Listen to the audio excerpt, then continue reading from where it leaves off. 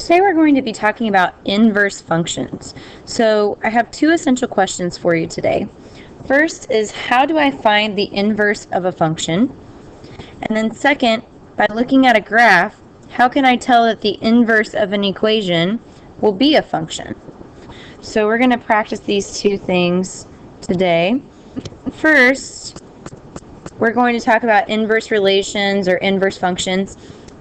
We're going to find an equation for the inverse of the relation y equals 3x minus 5. So to find the inverse of an equation, the first step that you're going to do is switch x and y. So first we're going to switch x and y. So then we would have x equals 3y minus 5. Okay, now we're going to actually solve for y, and what we get will be the answer for the inverse of the equation. So if I wanted to get y by itself, I would need to cancel out the 5, so I'm going to add 5 to both sides. So then I get x plus 5 equals 3y. So then I still want to get y by itself, so I'm going to divide everything by 3.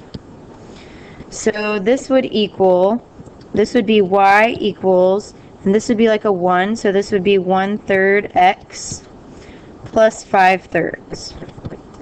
Or in this case, if you wanted to leave the answer as y equals x plus 5/3, that would really be fine too, because those are equivalent equations. So that would be how we find the inverse. First you switch the x and the y, and then you solve for y. So it's pretty simple. Now, okay, for inverse functions. Okay, f and g are inverse functions if f of g of x equals x and g of f of x equals x. So if I do a composition of each function, and when I plug them into each other, I always get x as the answer, then that proves or verifies that they are functions.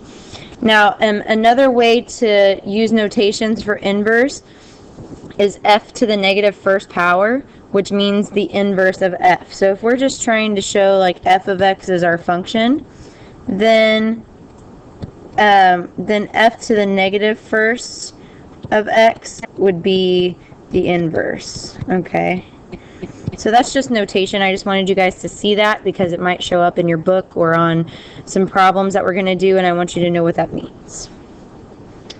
Alright, so moving on. So now we're going to verify that f of x equals 4x plus 2, and the inverse of f of x, 1/4 x minus 1/2, are inverse functions. So if we go back to that last slide, what we said was that if we do f of g of x and it equals x, and then we do g of f of x and it equals x, then they're inverses. So we're going to do just that. And this would be like g and this would be like f. It doesn't really matter. Basically, you plug them into each other, and if it equals x, then it proves that they're inverses. So first, we're going to do f of the inverse of x. Okay, so we're going to take the inverse and we're going to plug it into the original. So I'm taking 1/4 x minus 1/2 and I'm plugging it in to the original. Okay, so I have 4 times 1/4 x minus 1/2 plus 2. So if I plug that in, that's what I get. So I would need to distribute my 4. So then I would get x minus, and then 4 times 1/2 would be 2, plus 2. Well, guess what? Then these cancel out, so I get x. And that's what I wanted. Now I'm going to do the opposite also and make sure that it still equals x. And if it does, if they both work out, then they are inverses. So now I'm going to do f to the negative first of f of x. So I'm going to take f of x and I'm going to plug it into the inverse. So I'm taking 4x minus 2 and I'm plugging it in right here. So now I have 1/4 times, and instead of x I have 4x plus 2 and then I have minus 1/2. So I need to work this out again. I'm going to distribute. So I'm going to get x plus, and then if I have 1/4 times 2, that would be 2/4, which reduces to 1/2. And then minus 1/2, so these cancel out. And I just get x. So because when I work it out, I just get x both times, that proves or verifies that they are inverse equations. Okay, let's find the inverse of a power function. So let's say that we have powers involved and we're trying to find the inverse. It's the same thing. Now remember, f of x is just like y, okay? So remember, the first step was to switch x and y.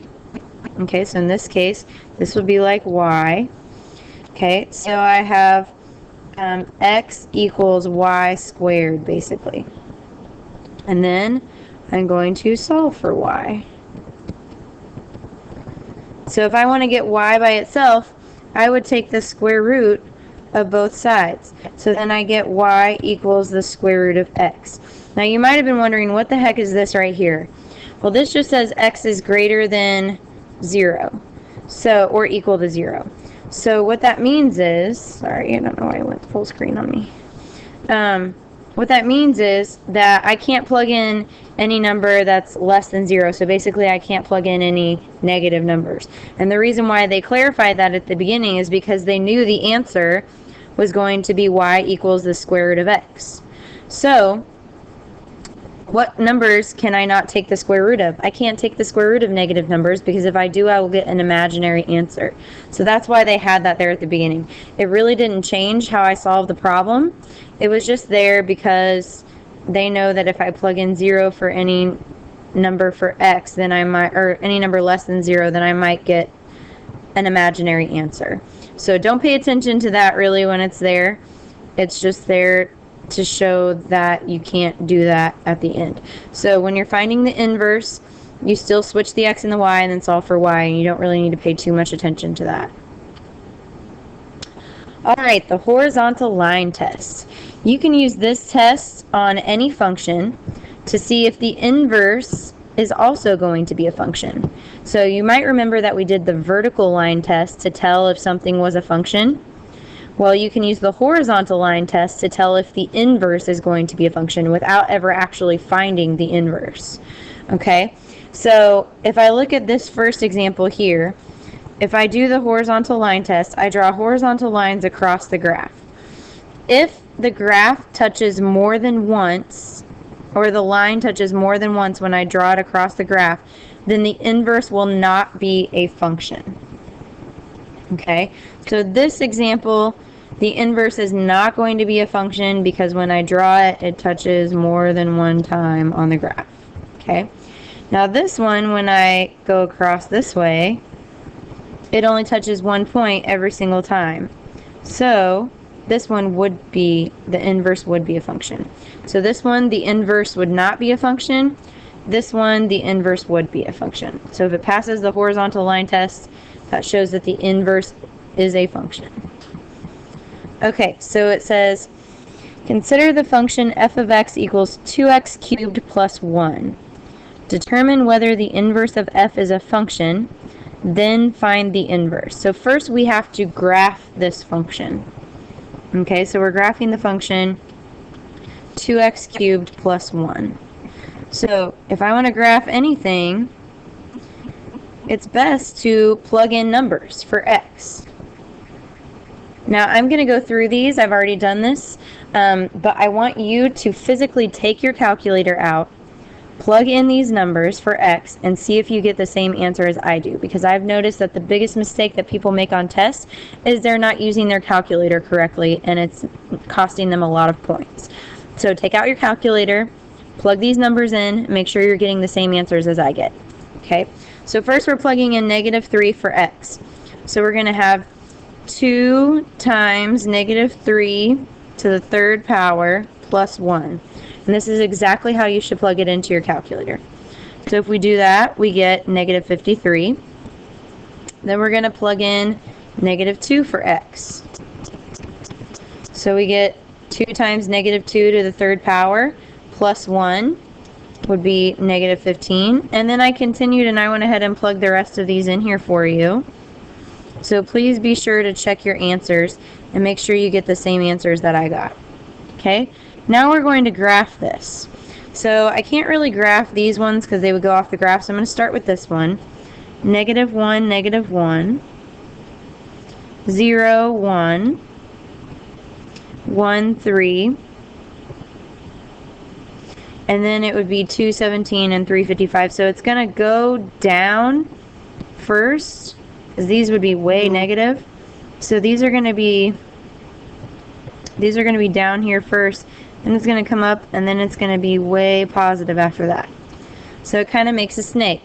And if you think about our end behavior like we discussed in the previous chapter, it has an odd degree, and the leading coefficient is positive, so it should make an upwards snake. Okay, so now let's do the horizontal line test, and we're going to see if the inverse of this graph would be a function. So we're going to draw horizontal lines across my graph, and it only touches the graph at one point every time I draw a line. So it passes the horizontal line test. So the inverse of this graph is going to be a function. Okay? Then it asked us to find the inverse of the function. Okay? So if we go back up here, we had basically y equals 2x cubed plus 1. Okay? So we had y equals 2x cubed plus 1. That was our original function.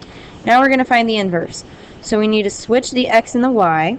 So we have x equals 2y cubed plus 1. So if I want to get y by itself, first I would cancel out the 1. So I would subtract 1 from both sides. So I would get x minus 1 equals 2y cubed. So then I'm going to divide by 2 to get y by itself. And then I would have x minus 1 over 2 equals y cubed. Now how do I cancel out the third power? Well, I take the cube root. So I get y equals the cube root of x minus 1 over 2. And you can just leave your answer like that because it cannot be simplified any further.